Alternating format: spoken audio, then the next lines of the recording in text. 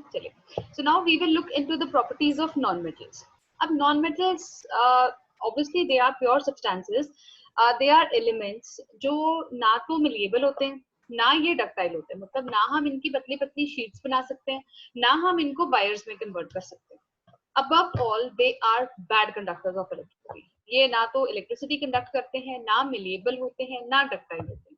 इनके एग्जांपल्स काफी सारे हैं. सबसे अच्छा एग्जांपल है ऑक्सीजन, हाइड्रोजन, कार्बन. ये सारे क्या हैं आपके नॉन मेटल. क्लियर है. अब हम इसकी प्रॉपर्टीज को एक बार गो थ्रू हो जाते हैं. अब देखो इसकी जो प्रॉपर्टीज है ना, they are yes ma'am carbon आपने कहा ना वो है नॉन मेटल है. हाँ जी बेटा.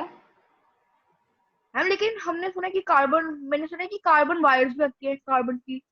कार्बन की क्या बनती है? वायर्स नहीं बेटा. वायर कार्बन का ना एक एलो नहीं कार्बन का ना एक एलोट्रॉप होता है बेटा, ग्रेफाइट. आपने नाम सुना होगा, जो हमारी पेंसिल में आता है ना, ग्रेफाइट होता है, वो सेल के अंदर होता है. सिर्फ वो अकेला ऐसा है जो गुड कंडक्टर होता है इलेक्ट्रिसिटी का. हम शायद इसीलिए आपने सुना होगा कि वो एक अच्छा कंडक्टर है, तो हमने अज्यूम कर लेते हैं वो मेटल होगा. एक अकेला नॉन मेटल है जो गुड कंडक्टर है इलेक्ट्रिसिटी का, वो है ग्रेफाइट. और वो कार्बन ही होता है. कार्बन की एक एलोट्रॉप है, मतलब फिजिकली डिफरेंट शेप होती है उसकी. एक होता है डायमंड और एक और होता है बहुत हेवी, वो होता है मॉलिक्यूल, 60 कार्बन का बना होता है, वो एलोट्रॉप होते हैं. ठीक है. एलोट्रॉप मतलब होता है उनके शेप्स डिफरेंट हैं, बने वो कार्बन के ही होते हैं. ठीक है बेटा. चलो, अब है बेटा नॉन मिलिएबल है. जैसे मैंने आपको बताया ये ब्रिटल बहुत होते हैं, खुरदुरे मतलब भुरभुर से होते हैं. एकदम से आप इनको टच करोगे they will just fall off, मतलब इतने वो होते हैं, they are not at all strong. Then बेटा they can't be beaten up into thin sheets, they can't be drawn into wires. अगर आप इनको थोड़ा सा भी स्ट्रेच करोगे झटाके से टूट जाते हैं. ठीक है. they are very bad conductors of heat and electricity. मतलब इन्होंने बिल्कुल ठानी हुई है कि ना हमने हीट को पास करना है ना हमने इलेक्ट्रिसिटी को पास करना है, कर लो जो करना है. ठीक है. बट हम नहीं करेंगे. ओके. लेकिन एक्सेप्शंस, दो एक्सेप्शंस है बेटा, दोनों कार्बन के एलोट्रॉप्स हैं. पहला है बेटा डायमंड. डायमंड जो है ना, ये अकेला नॉन मेटल है जो कि हीट का गुड कंडक्टर है. बेटा हीट वर्ड है, वर्ड इज हीट. ओके, इसको ध्यान में रखना. वर्ड जो है वो है हीट. हीट का गुड कंडक्टर है डायमंड. और जो ग्रेफाइट होता है बेटा, वो आपका गुड कंडक्टर है इलेक्ट्रिसिटी का. ओके बेटा. तो हीट का अगर कोई आपसे पूछता है नॉन मेटल जो कि बहुत अच्छा कंडक्टर है, दैट इज डायमंड. और इलेक्ट्रिसिटी का इट इज ग्रेफाइट. क्लियर बेटा. Now next is yes non lustrous, बिल्कुल भी चमकदार. हाँ जी बेटा. Ma'am diamond hardest non metal है ना? Yes, it is hardest known metal. Very good. ये आपने मुझे बता दिया, हमें वहाँ पे लिखना भूल गई हूँ. जो ब्रिटलनेस में आता है कि हाँ they are not strong. Actually जो डायमंड होता है वो काफी हार्ड होता है and it is used for cutting purposes. वो ग्लास को कट करने के काम आता है. It is the hardest known substance. ठीक है. Yes ma'am diamond cutter. Yes, diamond cutters. हाँ जी बेटा. मैम वुड भी एक नॉन मेटल है ना? वुड बेटा, वुड जो है it is not an element, वो एक कंपाउंड होता है बेटा. काफी सारे कंपाउंड्स का बना होता है, कार्बोहाइड्रेट्स, प्रोटीन, सेलुलोज, काफी सारी चीजें होती हैं उसके अंदर ना. It is not a single molecule या एलिमेंट या आपका कोई भी ऐसी चीज नहीं होती. It is a mixture of all compounds. काफी तरह के कंपाउंड्स मिलते हैं उसमें. ठीक है. वैसे वो बैड कंडक्टर ही होता है वुड, तो it is not a good conductor. ठीक है. चलिए. सो जो नॉन मेटल्स होते हैं ना, बिल्कुल भी चमकदार नहीं होते. They are very dull, very dull. But exception is iodine. Iodine एक अकेला ऐसा नॉन मेटल है which is very very shiny. Okay. बहुत शाइनी होता है, लस्टरस होता है और काफी अच्छा चमकदार दिखता है. They are generally very soft. आप इसको बड़े आराम से नाइफ से काट सकते हो, जितने भी नॉन मेटल्स होते हैं एक्सेप्ट डायमंड. डायमंड जो है it is the hardest known substance. अब नॉन मेटल्स की ना एक और खास बात होती है, they can exist in all the 3 states of matter. ये तीनों स्टेट्स ऑफ मैटर में एग्जिस्ट कर सकते हैं. ठीक है. सॉलिड में भी हैं, लिक्विड में भी हैं, गैसेस में भी हैं. जैसे सॉलिड के केस में कार्बन, सल्फर, फास्फोरस, ये सारे आपके सॉलिड नॉन मेटल्स होते हैं. अब ब्रोमीन है, ये अकेला नॉन मेटल है जो लिक्विड स्टेट में होता है. ठीक है. तो इसको याद रखना, only non metal, only liquid non metal is bromine. और गैसेस में आपके हाइड्रोजन, ऑक्सीजन, ये सारे आ जाते हैं जो आपके नॉन मेटल्स होते हैं और गैसेस स्टेट में मिलते हैं. क्लियर है बेटा. देन यू हैव इनके जो टेंसाइल स्ट्रेंथ है ना, वो काफी लो होती है. दे हैव वेरी लो, मतलब ये बहुत हैवी वेट्स को नहीं उठा सकते. They can't hold that weight. इनके मेल्टिंग पॉइंट, बॉइलिंग पॉइंट काफी लो होते हैं एक्सेप्ट योर ग्रेफाइट. ग्रेफाइट का melting point is quite high. It is around 3700 degree Celsius. Okay. Non metals melt करते हैं, वेपराइज करते हैं लो टेम्परेचर पे कंपैरेटिवली, अगर हम मेटल्स के साथ कंपेयर करते हैं. इनकी डेंसिटीज काफी लो होती हैं, they are light weighted. Sulphur की जो डेंसिटी देखो आप कितनी कम है, 2 ग्राम्स पर सेंटीमीटर क्यूब बस। सिर्फ एक्सेप्शन है आयोडीन, आयोडीन की डेंसिटी थोड़ी सी हेवी होती है। नॉन सोनोरस हैं, they don't make a ringing sound, जब भी आप इसको स्ट्राइक करते हो किसी चीज से तो they won't produce a ringing sound, तो they are not sonorous.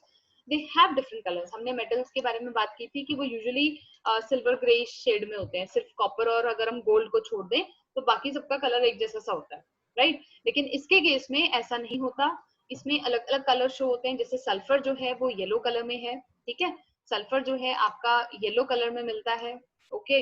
Bromine जो है, एक सेकंड, यस, सल्फर आपका येलो कलर में मिलेगा, ब्रोमीन आपका रेडिश ब्राउन कलर में मिलता है, ओके। क्लोरीन जो है,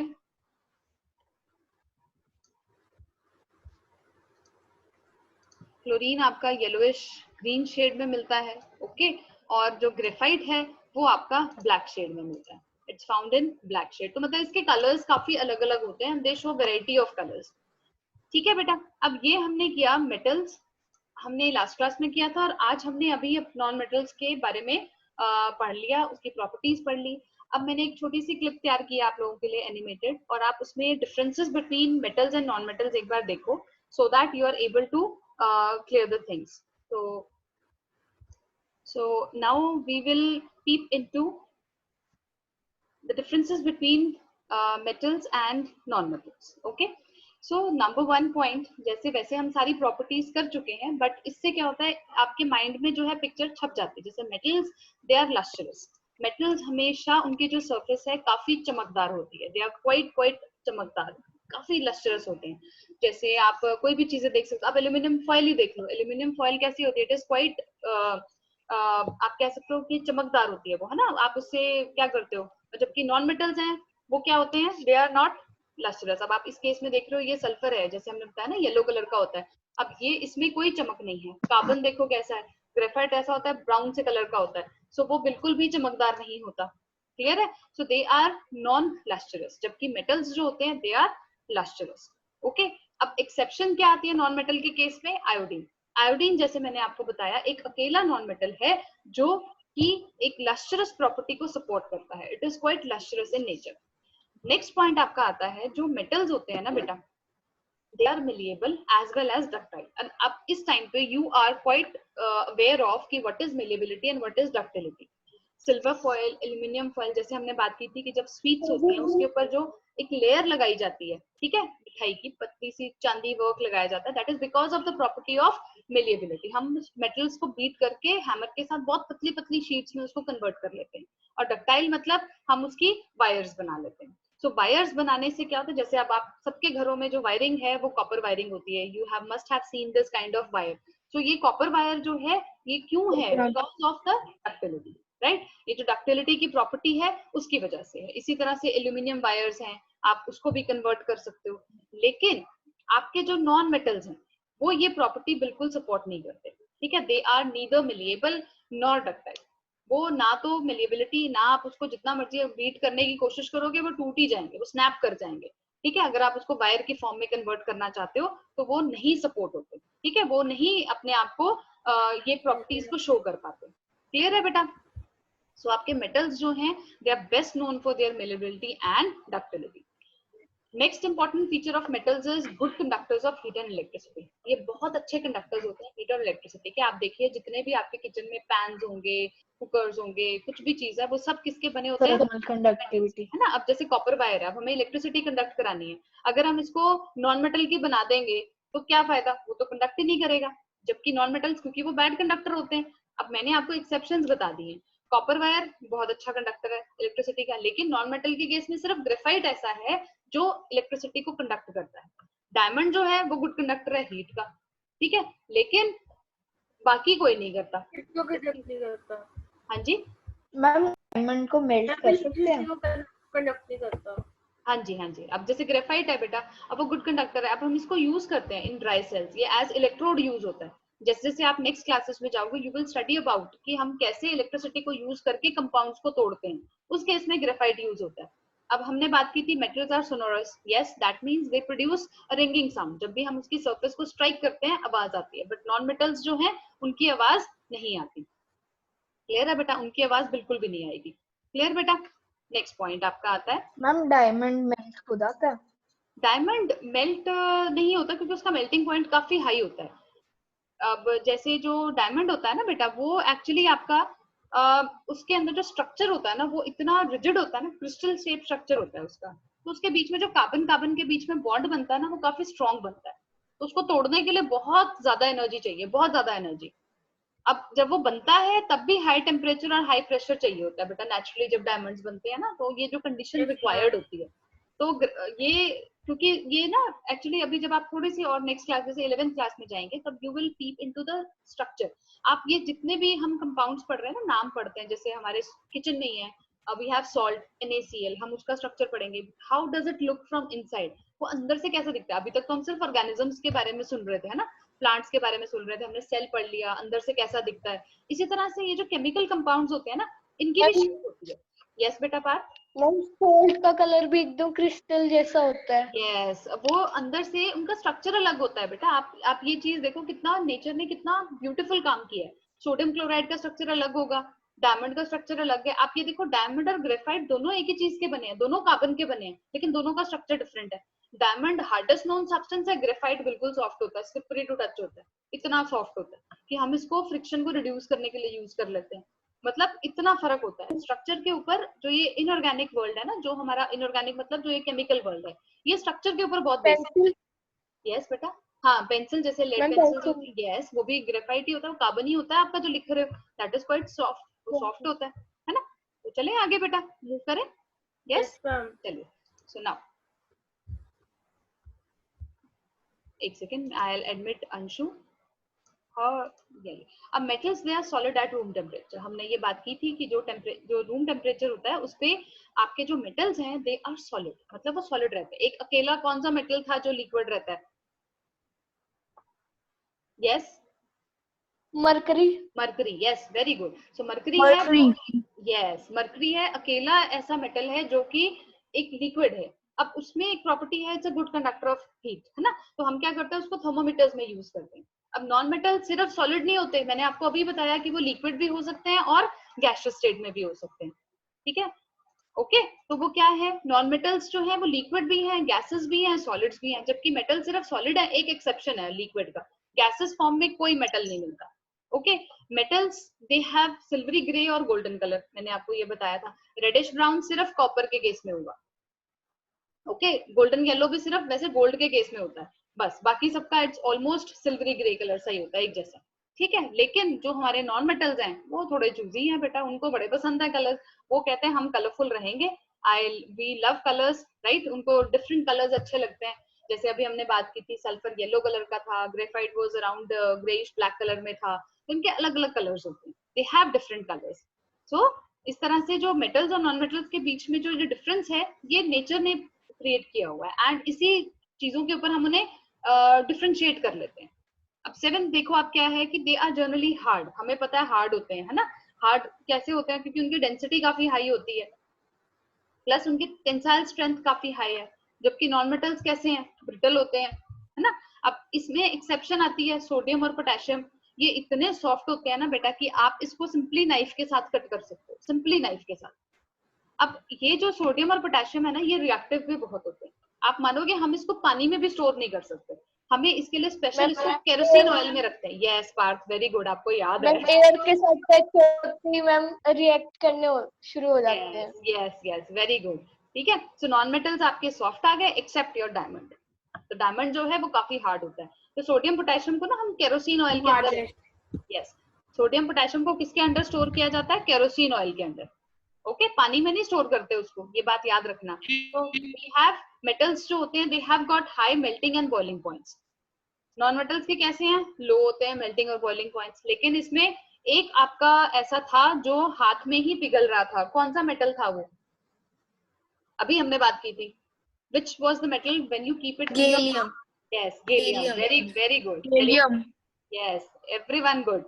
So metals जो नॉन मेटल्स हैं they have got low melting and boiling, यहाँ पे गलती से मेटल्स मेंशन हो गया, यहाँ पे नॉन मेटल्स है। सो नॉन मेटल्स जो है वो आई थिंक सो कि आप लोग इसको भूलोगे, राइट। क्लियर है बेटा। Now next we will move on to the next category of elements which was metalloids. ठीक है, मेटलॉइड्स क्या थे? अब मेटलॉइड्स क्या होते हैं बेटा? दे आर एक्चुअली ये ना they are in between metals and non metals. They have some properties of metals. Yes बेटा. हाँ जी. Yes. And they have some properties of metal and some properties of non-metal. Yes. They are actually intermediate between them. तो ये बीच में होते हैं. इनको हम इसीलिए मेटलॉइड्स बोलते हैं because they are a kind of transition. बीच में ट्रांजिट कर रहे हैं. अब ये क्या होता है? ये मेटल्स की तरह बहुत अच्छे कंडक्टर्स तो होते नहीं, लेकिन उनमें पंगा ये भी है कि ये नॉन मेटल्स की तरह नॉन कंडक्टर्स भी नहीं होते. मतलब they are in between, they are semi conductors. हम इन्हें क्या बोलते हैं? Semi conductors. इनकी ये प्रॉपर्टी ना बेटा काफी यूजफुल होती है. तो ये आप पढ़ोगे आगे चल के कि how they are useful. They are very useful. Semiconductors जो होते हैं इनको हम सेमी मेटल्स भी बोलते हैं. इनका सबसे अच्छा एग्जांपल है बोरोन, सिलिकॉन, जर्मेनियम. ये आपके ना वहां पे यूज होते हैं सोलर सेल्स में, जो सोलर एनर्जी को कन्वर्ट करते हैं into your chemical energy, sorry heat energy. ठीक है जी. Yes, ma'am. Prithvi, are you there और नॉट? चलो. So Yes. सिलिकॉन मतलब ये ना आता है बेटा सोलर सेल्स में कौन सा एलिमेंट यूज होता है, तो इट्स सिलिकॉन या जर्मेनियम. ये स्पेसिफिकली वहां पे यूज होते हैं क्योंकि क्या होता है इनकी कंडक्शन जो है it is not too high not too low, it is there in between. मतलब इसको हम बढ़ा कम Yes, सकते ma'am. हैं अपने अकॉर्डिंग. इसमें कुछ रेशियोज होते हैं, वो फिर हम आगे चल के पढ़ेंगे. नेचुरल सी बात है, वो हम अभी इतनी डिटेल में हम नहीं जाएंगे. Now we will jump on to mixtures. अब हम पढ़ते हैं मिक्सचर्स के बारे में. What is mixtures? Like mixture क्या होता है बेटा? मिक्सचर क्या हुआ कि आप एक वो सब्सटेंस है जिसमें आप दो या दो से ज्यादा एलिमेंट्स, कंपाउंड्स, उनको मिक्स कर रहे हो, लेकिन वो केमिकली नहीं कंबाइन कर रहे, ऐसे ही कंबाइन कर रहे हैं बस, है ना. जैसे for example air. Yes, air में क्या है? बहुत सारे गैसेज हैं, पर वो आपस में तो रिएक्ट नहीं कर रही ना. कर भी रही होंगी तो वो कंपाउंड फॉर्म में है. जैसे कार्बन डाइऑक्साइड है, नाइट्रोजन है, ऑक्सीजन है, वाटर वेपर्स हैं, तो ये सारे वहां पे प्रेजेंट है. देन अलॉयज जैसे कॉपर प्लस जिंक, ये ब्रास बना देता है. ये एक मिक्सचर होता है. They don't react with each other. ये अपने आप में रिएक्ट नहीं कर रहे हैं. तो मतलब क्या हुआ कि इनकी जो प्रॉपर्टीज हैं, जो कॉन्स्टिट्यूएंट एलिमेंट्स हैं, उनकी जो प्रॉपर्टीज हैं वो रिटेन्ड रहती हैं. ठीक है. सो जितने भी सोल्यूशन होते हैं उन सबको हम मिक्सचर बोलते हैं. अब ये बेटा आप अच्छे से इसको लर्न कर लेना. ब्राइन. अब what do you mean by brine? Brine क्या होता है? It is actually salt solution. ठीक है. नमक के पानी को हम ब्राइन बोलते हैं. Salt solution. यस बेटा, सॉल्ट सोल्यूशन. NaCl को जब आप पानी में डिसॉल्व कर देते हो इट बिकम्स ब्राइन. ओके बेटा. और ये ना इंपॉर्टेंट है क्वेश्चन, मतलब 1 मार्क का. It's very important. अब बेटा हम मिक्सचर्स को ना दो कैटेगरीज में डिवाइड कर देते हैं. One is your homogeneous and other is heterogeneous. अब होमोजेनियस मींस कि substances which are completely mixed together. वो कंप्लीटली मिक्स टुगेदर होते हैं and they are indistinguishable from one another. हम जो वो पार्टिकल्स मिक्स हुए ना उसको एक दूसरे से हम अलग अलग करके नहीं देख सकते उनको. ठीक है. उनकी जो कॉम्पोजिशन रहेगी पूरे उसमें इट विल बी यूनिफॉर्म, एक जैसा रहेगा. वो कोई भी आपको बाउंड्री नजर नहीं आएगी. ठीक है. जो भी उसके कॉन्स्टिट्यूएंट्स हैं उसके बीच में बाउंड्री नहीं नजर आती. जितने भी होमोजेनियस मिक्सचर्स हैं उनको हम सॉल्यूशंस बोलते हैं. जैसे कि अगर शुगर सॉल्यूशन हम लेते हैं तो अगर हमने उसको प्रॉपर्ली डिसॉल्व करवाया है तो क्या होगा? आपको कहीं पे चीनी ऐसे तो नहीं ना बीच में नजर आ रही है. नो, ऐसा नहीं नजर आएगा. आप पहला सिप ले रहे हो या मिडिल में सिप ले रहे हो, जहां से सिप लोगे वो मीठा ही होगा. It will not be like कहीं पे कम है कहीं पे ज्यादा, अगर प्रॉपर्ली डिसॉल्व हुई है. हाँ, अगर अच्छे से डिसॉल्व नहीं हुई है तो लास्ट सिप में हमेशा ज्यादा आता है मीठा. Right. Yes, ma'am. Heterogeneous mixture, इसमें क्या रहता है? जो सब्सटेंसेस हैं वो सेपरेट आउट रहते हैं. Ma'am, एक ununiform. यस. और ये नॉन यूनिफॉर्म होते हैं. छोटे छोटे पार्टिकल्स, बबल्स इसके फॉर्म में ना रहते ही हैं सॉल्यूशन के अंदर. और दूसरा इसमें सबसे जो अजीब बात होती है कि आप सेपरेशन को देख सकते हो. जैसे कि अगर आप शुगर और सैंड को मिक्स कर दो तो क्या चीनी और रेता क्या आपको अलग अलग नजर नहीं आएंगे? आएंगे. ठीक है. इसी तरह से अगर हम एक Oil and water. हाँ जी बेटा. Oil and water. Yes, oil and water वो भी हो गया. वो तो खैर बेटा मिक्सचर तो नहीं हम कहेंगे उसको, बट ठीक है मिक्सचर है. उसकी लेयरिंग आपको अलग दिखती है. आप वो जैसे होता है ना हमारा क्या बोलते हैं ये चौक को अगर आप मिला दो पानी में तब भी आपको अलग अलग लेयर ही दिखेगी. वो मिक्स नहीं करेगा बीच में अच्छी तरह कभी भी. अब बेटा जैसे देखो मैंने यहाँ पे एक छोटा सा आपके लिए एग्जांपल देखा है. Mixture of iron and sulphur. अभी पहले केस में हम क्या कर रहे हैं? इनको सिर्फ मिक्स कर रहे हैं. हम इनको केमिकली रिएक्ट नहीं करवा रहे. इस बात को प्लीज ध्यान में रखना. It is just a mixture. हमने आयरन लिया, सल्फर लिया, उनको मिक्स कर दिया, बस. हमने कुछ भी कंडीशन जो है वो चेंज नहीं की। अब देखो जो ये ग्रेइश येलो जो मिक्सचर बनेगा ना बेटा, वो किस चीज का है? आयरन फिलिंग्स और सल्फर का है। अब दूसरी बात क्या है कि जैसे ही आप इस मिक्सचर के पास मैग्नेट लेके आओगे तो क्या होगा? मैग्नेट जैसे ही आएगा उसका तो उसने तो जहां पे आयरन देखना है वो आयरन को अपनी तरफ अट्रैक्ट कर लेगा। तो मैग्नेट क्या करेगा? आयरन फिलिंग्स को अपनी तरफ अट्रैक्ट कर लेगा और मिक्सचर में से आयरन फिलिंग्स जो है वो सेपरेट हो गई। क्लियर बात? ठीक है ना ये बात? यस। सो इसका क्या मतलब बना कि मैंने उसको फिजिकल प्रोसेस से उसको अलग कर दिया, दोनों को अलग कर पाए। या फिर अगर मैं इसके अंदर कार्बन डाइसल्फाइड डालूं तो वो सल्फर को तो डिसॉल्व कर लेती है लेकिन आयरन को वहीं छोड़ देगी, तो तब भी तो सेपरेट हो गया ना। मैंने आयरन अलग निकाल लिया, मेरे पास एक मिक्सचर था जिसमें सल्फर भी है और आयरन भी है। एक बार ही मैंने क्या किया, उसके ऊपर से मैग्नेट घुमा दिया तो क्या हुआ? आयरन फिलिंग्स अलग हो गए और सल्फर अलग हो गया। अब मेरे को मैग्नेट नहीं मिला, सपोज करो अगले दिन मैं फिर वही सेम एक्सपेरिमेंट कर रही थी, लेकिन मुझे कोई वहां पे बीकर में कार्बन डाइसल्फाइड रख गया, तो जब मैंने उसको उसमें डाला मिक्सचर में तो व्हाट आई गॉट? सल्फर तो उसमें डिसॉल्व हो गया, आयरन फिलिंग्स डिसॉल्व नहीं हुई।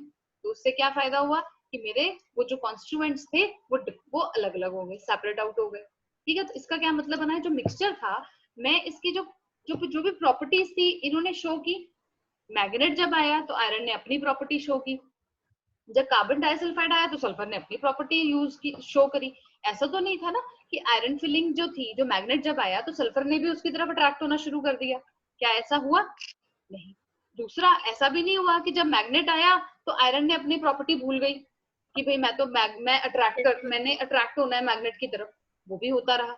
इसका क्या मतलब बना कि जो उसके कॉन्स्टिट्यूएंट पार्टिकल्स थे वो अपनी प्रॉपर्टी को रिटेन रखते हैं। तो ये जो मिक्सचर बना ये एक सिर्फ फिजिकल चेंज है, हमने ना कोई एनर्जी दी है ना कोई एनर्जी एब्जॉर्ब की है। तो कॉम्पोजिशन आपका वेरिएबल हो सकता है, कोई डेफिनेट फॉर्मूला नहीं होता, कोई इसका डेफिनेट मेल्टिंग पॉइंट नहीं है, कोई बॉइलिंग पॉइंट नहीं। मिक्सचर है, मिक्सचर आप जैसे मर्जी मिक्स कर लो। फॉर एग्जाम्पल अगर सपोज करो मुझे केक का बैटर बनाना है, अब क्या होगा? केक के बैटर मेरी मर्जी है, मैं जितना मर्जी चोको पाउडर डालूं, जितना मर्जी शुगर डाल लूं, it would depend upon my taste. But mixture तो मिक्सचर ही है, तो वेरिएबल रहता है उसका कॉम्पोजिशन। ठीक है, कॉम्पोजिशन आप उसके अंदर जो मर्जी ऐड करी जाओ, डजंट मैटर, वो तो वेरिएबल है। अब आते हैं बेटा कंपाउंड्स। अब ये कंपाउंड क्या चीज है? कंपाउंड बेटा ये वो सब्सटेंस है जो दो या दो से ज्यादा एलिमेंट्स को जब हम केमिकली कंबाइन करते हैं एक फिक्स्ड प्रोपोर्शन में बाय मास, ये तब बनते हैं। हमने एलिमेंट्स लिए दो या दो से ज्यादा और उसको हमने एक फिक्स्ड रेशियो में कंबाइन करना है। जैसे वाटर के केस में H2O बनता है, हमेशा H2O बनेगा। क्लियर है बेटा? और H2O का फॉर्मूला क्या है? ये। अब इसका क्या मतलब बना? बाय मास, हाइड्रोजन का मास होता है 1 ग्राम, तो 2 हाइड्रोजन है यहाँ पे तो बन गया 2, और एक ऑक्सीजन के एटम का मास होता है 16, तो इसका रेशियो क्या निकल के आया? 1:8। जहां पे भी जब भी हाइड्रोजन और ऑक्सीजन 1:8 के रेशियो में कंबाइन करेंगे बाय मास तो हमेशा वाटर बनेगा, और कुछ बन ही नहीं सकता। ठीक है, अगर और कुछ बनेगा तो वो रेशियो बदल जाएगा। ठीक है, समझ आई मेरी बात? ये रेशियो हमेशा कांस्टेंट रहता है, कभी भी चेंज नहीं होगा। जैसे ammonium chloride, sodium chloride, carbon dioxide, hydrogen peroxide, इन सब में एक रेशियो फिक्स्ड रहता है। अब इन कंपाउंड्स को हम आगे टाइप्स में डिवाइड कर देते हैं, एसिड, बेसिस, सॉल्ट्स। एसिड क्या होते हैं? जो ब्लू लिटमस को किसमें कन्वर्ट करते हैं?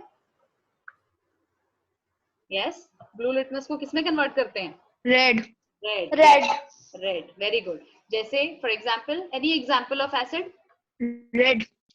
नहीं, एसिड का hydrochloric example. Acid. Yes, acid का HCl। एग्जांपल? हाँ, HCl, very good. H2SO4, HNO3, ये सारे क्या हैं? एसिड्स हैं। बेसिस क्या होते हैं? They turn red litmus into hydrochloric acid. हाँ जी बिल्कुल। बेसिस क्या हुआ बेटा? They turn red litmus into blue. Hydrochloric acid. हाँ जी बेटा, बिल्कुल ठीक है। रेड लिटमस को ब्लू में कन्वर्ट किया, NaOH इसका सबसे अच्छा एग्जांपल है, बड़ा स्ट्रॉन्ग बेस होता है ये। फिर आते हैं सॉल्ट। अब सॉल्ट क्या होता है? जब एसिड और बेस रिएक्ट करते हैं दे फॉर्म सॉल्ट। जैसे NaOH plus HCl, it will give me NaCl plus water। तो ये NaCl क्या है? सॉल्ट। अब बेटा कई बार जब भी मैं ये टॉपिक पढ़ाती हूँ ना, बच्चे क्या सोचते हैं सॉल्ट मतलब घर में जो नमक होता है। नो, वो नमक नहीं। Salt is when it is formed of out of a reaction, एक मेटल पार्ट है एक नॉन मेटल पार्ट है बीच में, that is called as salt. ये घर वाला नमक नहीं है, इसको उसमें मत कंफ्यूज होना। ऑल्दो ये जो NaCl लिखा है ये घर वाला नमक है, NaCl, लेकिन कैल्शियम कार्बोनेट ये भी सॉल्ट है, तो इसको ध्यान में रखना है। सॉल्ट डजंट मीन कि it's a house hold salt, okay. ठीक है। नाउ अब देखो हमने पीछे लिया था मिक्सचर ऑफ आयरन। मैम, हाँ जी बेटा, यस बेटा, हाँ जी बोलो। मीटिंग एंड होने वाली है मैम। हाँ जी पुत्र। तो अभी ये कर लेते हैं, कंपाउंड तो फिनिश हो जाएगा हमारा। अब बेटा जी देखो, पहले हमने आयरन और सल्फर का मिक्सचर लिया, अब हम उसका कंपाउंड लेते हैं।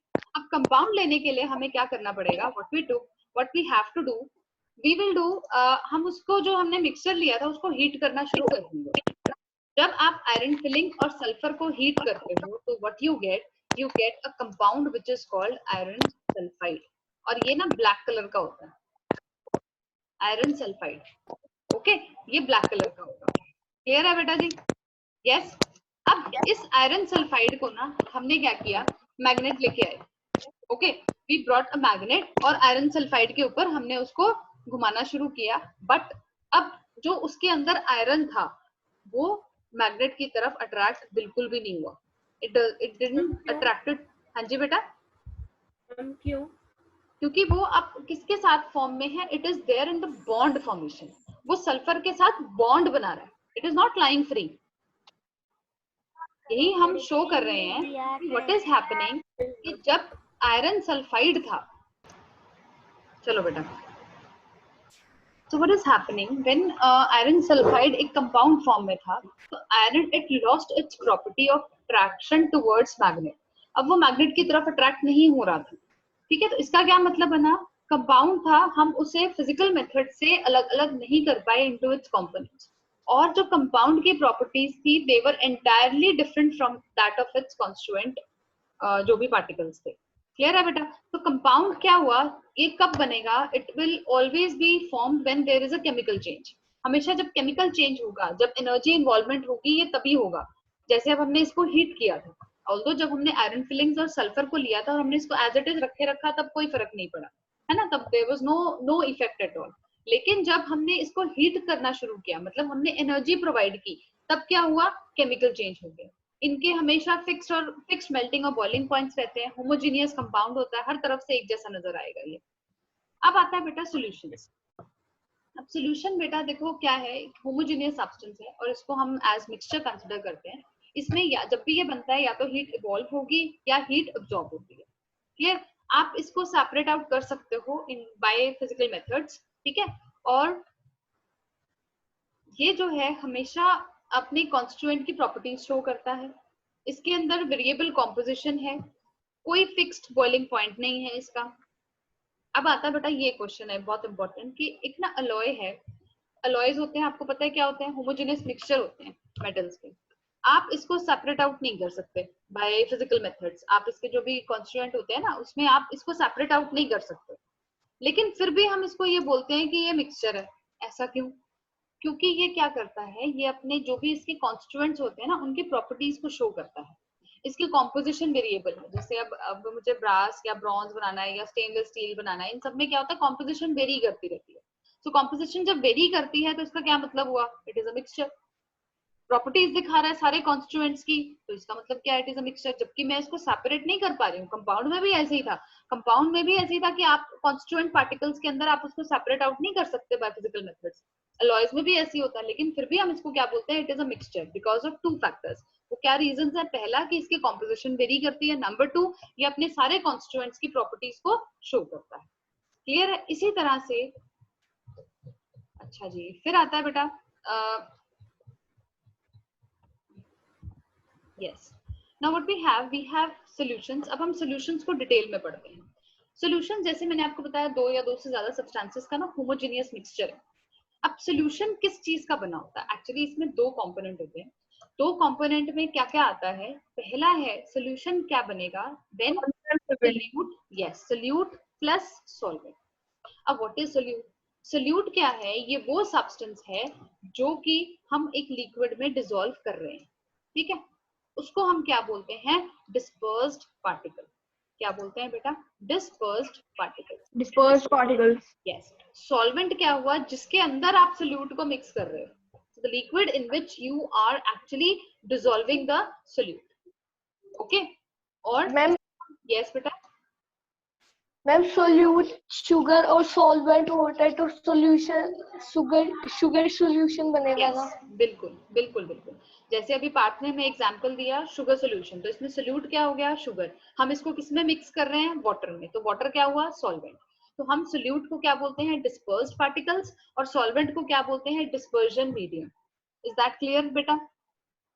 Yes yes yes. चलिए, तो जैसे मैंने यहाँ पे सॉल्ट सोल्यूशन का एग्जांपल दिया, सॉल्ट आपका क्या बन गया? सोल्यूट, और वाटर क्या बन गया? सॉल्वेंट। ओके बेटा। नाउ बेटा देखो, जो सॉल्यूशंस है ना, हम क्या करते हैं, काफी तरीकों से बनाते हैं। जैसे जब आप उसको वाटर में डिसॉल्व करते हो तो हमें एक्वस सॉल्यूशंस मिलते हैं, ठीक है। और जब आप उसको ऑर्गेनिक लिक्विड्स में आप उसको डिसॉल्व करते हो तो वो नॉन एक्वस सॉल्यूशंस बनते हैं। पहला होता है एक्वस सॉल्यूशंस, जो हमने पानी में डिसॉल्व करके बनाया।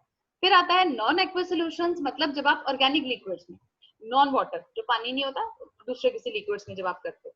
अब सॉल्ट सोल्यूशन या शुगर सोल्यूशन जो होते हैं, ये ट्रू सोल्यूशन होते हैं। अब हम इसे ट्रू सोल्यूशन क्यों बोलते हैं? क्योंकि जो पार्टिकल्स होते हैं ना, वो इतने अच्छे से मिक्स होते हैं ना कि आप उनको एक दूसरे से मतलब डिस्टिंग्विश नहीं कर सकते।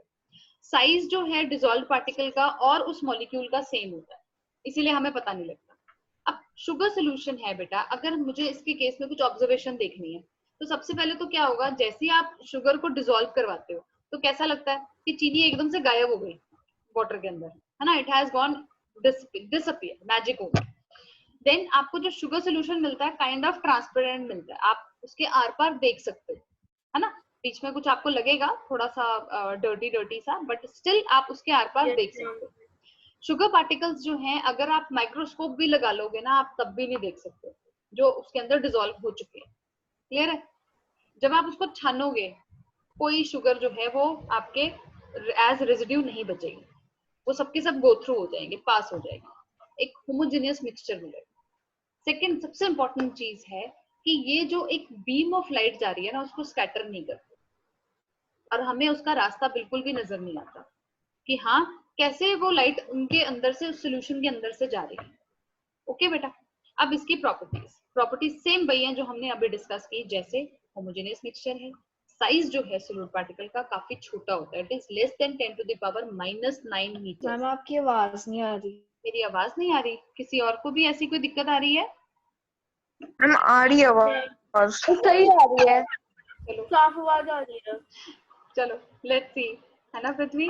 चलो अब है, देखो बेटा इसका साइज बहुत छोटा है सोल्यूट पार्टिकल्स का, it is around less than 10 to the power -9 metres. अब इसको आप माइक्रोस्कोप के थ्रू भी नहीं देख सकते हो। फिल्ट्रेशन जो है वो सोल्यूट और सॉल्वेंट को बिल्कुल अलग अलग नहीं करती, क्योंकि जो सोल्यूट है वो इतने अच्छे से डिसॉल्व हो चुका है कि आप उसको नहीं छान सकते। देन अगर आपने शुगर सोल्यूशन को रख दिया काफी देर के लिए, ऐसा तो नहीं होता ना कि जो भी चीनी आपने डिसॉल्व की थी वो सब नीचे बैठ जाएगी, ऐसा तो कभी भी नहीं होता। लेकिन हाँ, सैंड और वाटर के केस में हो जाता है, वो सारा जो रेता है वो सब नीचे बैठ जाता है। लेकिन शुगर के केस में, सॉल्ट के केस में ऐसा नहीं होगा। तो जो सोल्यूशन बनता है वो काफी स्टेबल बनता है। There is no scattering of light, कोई लाइट की स्कैटरिंग नहीं होती। ठीक है बेटा। अब आता है बेटा टाइप्स ऑफ सॉल्यूशंस। हमारे सॉल्यूशंस जो हैं वो कितनी तरह के होते हैं? पहला है बेटा, जब हम एक सॉलिड के अंदर सॉलिड का सोल्यूशन बनाते हैं, जैसे आपके अलॉयज, हम उसमें क्या करते हैं, सॉलिड को सॉलिड के साथ जोड़ देते हैं। फॉर एग्जांपल ब्रास, आपने जिंक को मेल्ट किया, इधर से कॉपर को मेल्ट किया, दोनों को मिक्स कर दिया, उसके बाद ठंडा कर दिया, आपका ब्रास बन गया। ठीक है जी। अगला आता है सोल्यूशन ऑफ सॉलिड लिक्विड। जब आपका एक सॉलिड को लिक्विड में आप डाल रहे हो, जैसे आपका sugar solution, most common type है ये। टिंक्चर ऑफ आयोडीन, ये क्या होता है, आयोडीन को आप अल्कोहल में डिसॉल्व कर रहे हो, इससे आपके जो भी वुंड्स वगैरह होते हैं ना वो क्लीन करते हैं, इसे tincture of iodine. Then solution of liquid in a liquid, जैसे आपका विनेगर, इसमें क्या है, एथेनोइक एसिड को हम वाटर में मिला रहे हैं, दोनों लिक्विड है। ठीक है बेटा? Yes yes ma'am. Yes ma'am. Then solution of gas in liquid, solution जब हम एक लिक्विड के अंदर गैस डाल रहे हैं तो उसके इसमें क्या है, सोडा वाटर, इसमें कार्बन डाइऑक्साइड गैस होती है वाटर के अंदर। Okay. Then solution of gas in gas which is air. Air में क्या होता है बेटा, ये चीज आप ध्यान रखो, जब एयर की हम बात कर रहे हैं, एयर के अंदर सोल्यूट तो होती है अदर गैसेस, और सॉल्वेंट आपका बनेगा नाइट्रोजन। ठीक है, नाइट्रोजन के अंदर बाकी सारी गैसेस जो है वो डिसॉल्व हो रही है, तो ये सोल्यूशन बनाते हैं। ये 5 तरह के आपके जो सोल्यूशंस हैं वो फ्रेम अप होते हैं। क्लियर बेटा जी? अब आते हैं सस्पेंशन। अब what do you mean bye suspension? अब सस्पेंशन क्या है? ये एक ऐसा हेट्रोजेनियस मिक्सचर है जिसमें सॉलिड के ना छोटे छोटे पार्टिकल्स जो है वो पूरे लिक्विड में फैले रहते हैं, डिसॉल्व नहीं होते। जैसे आपका chalk water mix, muddy water, है ना, जो कीचड़ वाला पानी होता है उसके अंदर कीचड़ जो है वो मिक्स नहीं होता है कभी, it is not mixing with that. Okay, solid particles और वाटर ये अलग अलग रहते हैं। पार्टिकल्स हमें दिखता है कि वो डिसॉल्व नहीं हो रहे, और अगर आप उसको कुछ टाइम के लिए छोड़ दो तो जो कीचड़ होगा या ये चॉक होगा ये नीचे बैठ जाएगा और वाटर की लेयर ऊपर आ जाएगी। क्लियर है? आप इसको फिल्टर कर सकते हो, आप फिल्टर करोगे सोल्यूट आपको एज रेजिड्यू मिल जाएगा। ये आपकी जो लाइट की बीम है उसको स्कैटर करता है, उसको फैलाता है और हमें इसका रास्ता नजर आता है इसमें से। It tenders its path visible. Properties जैसे मैंने आपको बताया हेट्रोजेनियस है, ठीक है। हेट्रोजेनियस के साथ साथ इसका जो साइज है पार्टिकल्स का, it's quite big, it is greater than 10 to the power 9 nanometres. Particles को आप बड़े आराम से देख सकते हो, आप फिल्ट्रेशन से उसको अलग भी कर सकते हो। अनस्टेबल है, scattering of beam of light को शो करता है। Then you have colloids. अब एक आ गया, हमने सॉल्यूशन किया, एक हमने किया सस्पेंशन। अब इन दोनों के बीच में है कॉलॉइड। ये वो उस तरह के सॉल्यूशंस होते हैं जिसमें जो साइज है ना पार्टिकल का, वो इन दोनों जो हमने अभी ट्रू सॉल्यूशन और सस्पेंशन पढ़ा ना उनके बिल्कुल बीच में। ट्रू सॉल्यूशन से इसका साइज बड़ा है लेकिन सस्पेंशन से इसका साइज छोटा है, तो it is intermediate between these two. Clear है बेटा जी? यस। सो ये हमें लगते हैं कि ये होमोजेनियस है, बट होते नहीं है ये homogeneous, they are heterogeneous in nature. जैसे मिल्क, ब्लड, सोप सॉल्यूशन, ये हमें लगेगा कि सब एक जैसे हैं पर ये नहीं है ऐसा। It is not like that. ये कोलॉइडल होते हैं और इनका जो साइज है इट वेरियज बिटवीन 1 नैनोमीटर से लेके 10 नैनोमीटर तक का। और पार्टिकल्स को आप माइक्रोस्कोप में नहीं देख सकते, आप इनको फिल्टर भी नहीं कर सकते, स्टेबल होते हैं। अब ऐसा तो कभी नहीं होता ना कि आपने दूध का ग्लास रखा तो जो दूध के अंदर प्रोटीन होता है वो नीचे बैठ जाएगा, लिक्विड पार्ट ऊपर रह जाएगा, ऐसा नहीं होता। दे स्कैटर द लाइट और इस इफेक्ट को हम बोलते हैं टिंडल इफेक्ट। ठीक है, जब ये लाइट को स्कैटर करते हैं तो इसको बोला जाता है Tyndall effect. Scattering of light by colloidal solutions is known as Tyndall effect. फिर आता है बेटा, इसको हम सेपरेट आउट फिल्टर से तो नहीं कर सकते, फिल्ट्रेशन से नहीं कर सकते, लेकिन सेंट्रीफ्यूगेशन से कर सकते हैं। ठीक है, सेंट्रीफ्यूगेशन हम अभी आगे इसी चैप्टर में हम पढ़ेंगे डिटेल में। तो ये क्या करती है, ये पार्टिकल्स को सेपरेट आउट कर देती है कोलॉइडल सॉल्यूशन से, ये टेक्निक हमारी। अब इसको हमें जब क्लासिफाई करना होता है, देखो बेटा ये सिर्फ सॉलिड या लिक्विड नहीं होते, ये गैसेस भी होते हैं। इसमें 7 मेन ग्रुप्स होते हैं, 7 main groups of colloids are there. ठीक है जी। अब पहला आता है sol. Sol is your tiny solid particles हैं, एक लिक्विड मीडियम में डिस्पर्स होंगे। ठीक है जी, जैसे कि ink, soap solutions, paints. Okay, then you have solid sol. अब इस केस में क्या है, सॉलिड पार्टिकल हैं जो सॉलिड ही मीडियम में डिस्पर्स हुए हुए हैं, जैसे आपके कलर्ड जेमस्टोन्स, रूबी, है ना, ये सारे जो होते हैं कलर्ड वाले होते हैं वो। एरोसोल्स मतलब सॉलिड या लिक्विड है जिसे हम गैस में डिस्पर्स कर रहे हैं, जैसे आपके हेयर स्प्रे, क्लाउड्स, ये क्या है, एरोसोल्स। इमल्शन। अब इमल्शन क्या होता है, हम एक लिक्विड को दूसरे लिक्विड में डिस्पर्स कर रहे हैं लेकिन वो ना आपस में मिक्स नहीं होते, जैसे आपका बटर, मिल्क, फेस क्रीम, ये सारे क्या है, इमल्शंस होते हैं। ठीक है। फोम। फोम क्या होता है, गैस जो है वो लिक्विड मीडियम में डिस्पर्स हो रही है, जैसे आपके सोप बबल्स, शेविंग क्रीम। अब आता है सॉलिड फॉर्म। इस केस में क्या है, हम गैस को डिस्पर्स कर रहे हैं सोडियम मीडियम में, जैसे कि आपका सॉलिड मीडियम में, जैसे ब्रेड, ब्रेड में क्या है, CO2 मिक्स करते हैं हम उसमें, है ना, ईस्ट जो है वो CO2 रिलीज करती है, तो आपके इस बैटर में वो सॉलिड है, तो उस केस में क्या है, गैस जो है वो डिस्पर्स हो रही है, तो इस वजह से फोम, रबर, स्पंज, ये सारे क्या है, सॉलिड फॉर्म है। Then you have gel. ये सेमी सॉलिड क्लोराइड होता है और इसमें लगातार जो सॉलिड पार्टिकल का एक कंटिन्यूअस नेटवर्क बन जाता है, जैसे जेलीज, है ना, जेली कैसे होती है, आपने must have eaten, hair gels, तो ये सारे क्या है आपके एक तरह के कॉलॉइड्स होते हैं। अब ठीक है बेटा, क्लियर है बेटे, ये समझ में आया? Yes yes ma'am, yes ma'am.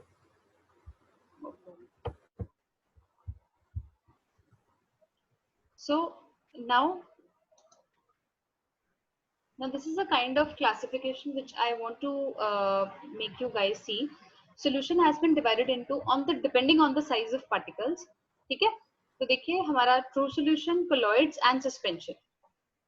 Now what we will do, we have taken copper sulfate in one beaker A, chalk powder in beaker B, and milk in beaker C.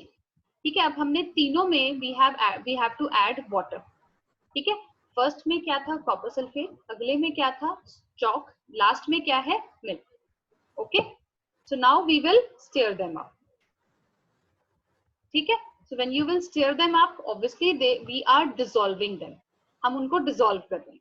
ठीक है, डिसॉल्व करने से क्या होता है बेटा, यस नाउ अब आप इनको जब माइक्रोस्कोप से देखते हो, जब आप इसका इंटरनल स्ट्रक्चर देखते हो, तो ये आपका है बीकर ए का सोल्यूशन।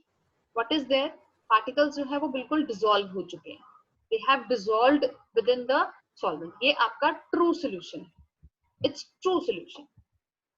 ठीक है, साइज जो है पार्टिकल का काफी छोटा है। But when we move on to the next, जिसमें आपका चॉक पाउडर था बीकर बी में, उस केस में क्या होगा, आपका जो पार्टिकल का साइज है दैट इज क्वाइट बिग। ठीक है, this is suspension. Okay, so suspension में क्या है, आपका पार्टिकल का साइज बड़ा है। फिर आता है मिल्क ऐड किया, मिल्क ऐड करने से क्या था, अब इस पार्टिकल का साइज जो है that is intermediate between true solution and suspension. Okay, तो इनका जो साइज है वो इंटरमीडिएट है ट्रू सॉल्यूशन और सस्पेंशन के बीच में। तो इस तरह के सॉल्यूशन को हमने क्या बोलना है, कोलॉइडल। अब देखिए, now what I am going to tell you is, अब ये हमने देख लिया कि पार्टिकल का साइज क्या है, स्पेस क्या है, किस तरह का कौन सा आपका सोल्यूशन था, ए बी एंड सी। अब देखो, अब हमने इसको किया है फिल्टर पेपर से, हम इसको फिल्टर कर रहे हैं। ठीक है, इसको हमने क्या किया, सेंट्रीफ्यूगेट किया, ये होती है सेंट्रीफ्यूगेशन मशीन। अब ये होगा सिर्फ कोलॉइडल के केस में, लेकिन ट्रू सोल्यूशन और सस्पेंशन के केस में नहीं होगा। ठीक है, क्लियर है बेटा। नेक्स्ट आता है आपका, फिर हम ये देखो, ये है ब्राउनियन मूवमेंट, ये देखो हैपहैज़र्ड मूवमेंट, मैंने आपको ना स्कैटरिंग इफेक्ट आता है, तो ये आपके कौन सा था, कोलॉइडल। कोलॉइडल जो है, अब ये देखो बीम ऑफ लाइट आपको ये शो कर रहा है। नाउ होल्ड ऑन हियर, ये देखो बेटा, अब इस केस में अगर आप इसको ध्यान से देखो, ये देखो ये चीज जो है ये हमें नजर आ रहा है, we are able to look through this liquid, लेकिन क्या यहाँ पे नजर आ रहा है लाइट का pathway, no it is not there. ठीक है, यहाँ पे नहीं नजर आ रहा, we are not able to make out कि जो लाइट है वो इस सोल्यूशन के अंदर किस तरह जा रही है, उसका क्या पाथवे है, we are not able to सी।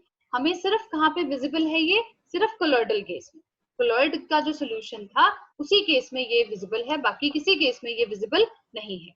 ठीक है बेटा, यस। चलिए अब हम आगे देखते हैं। हाँ जी, तो फिर अब क्या हुआ, आपका लाइट का पाथवे आपको समझ में आ गया कि जो कोलॉइडल था वो जो है आपको क्लियरली उसका पाथवे दिखा रहा है, that means it is showing the Tyndall effect.